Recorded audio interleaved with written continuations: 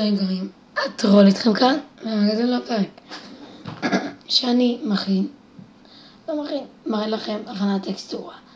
אז כן, אני התחלתי לשים טקסטורות ורציתי לעשות לכם מדריך.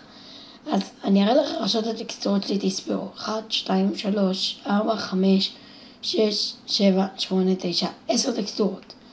אז אני עכשיו רוצה לשים טקסטורה, להראות לכם איך שמים. אז אנחנו בעצם נכנסים לאתר של טקסטורות, לי זה כבר שמור.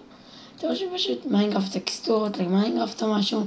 אני אתאר את הקישור לפה בתיאור של הסרטון. אז למשל אני בוחר את הטקסטורה הזאתי, טקסטורה חמודה. אז אני לוחץ פה דאונלוד. אתם רואים את זה? דאונלוד. ובום, מוריד. אז עכשיו נכנסים לפה ורושמים אבדאטה. ככה. אני אשים את זה גם בתיאור.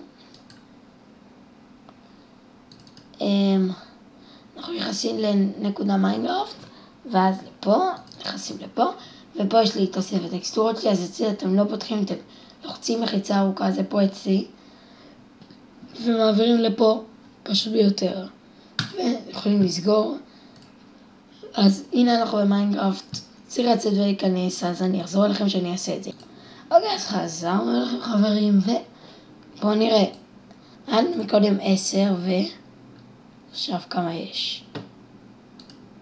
הנה הטקסטורה שהורדנו, עכשיו בואו נספור. 1, 2, 3, 4, 5, 6, 7, 8, 9, 10, 11. אז כפי שאתם רואים, עובד. אם אתם רוצים לעשות, אני מזכיר מה אני אתן בתיאור. אני אתן את הקישור לאתר של הטקסטורות. אני אתן כמובן את האימייל של הטרולים, של רוי, וליצירת קשר, שיתופי פעולה, עסקי ודברים כאלה.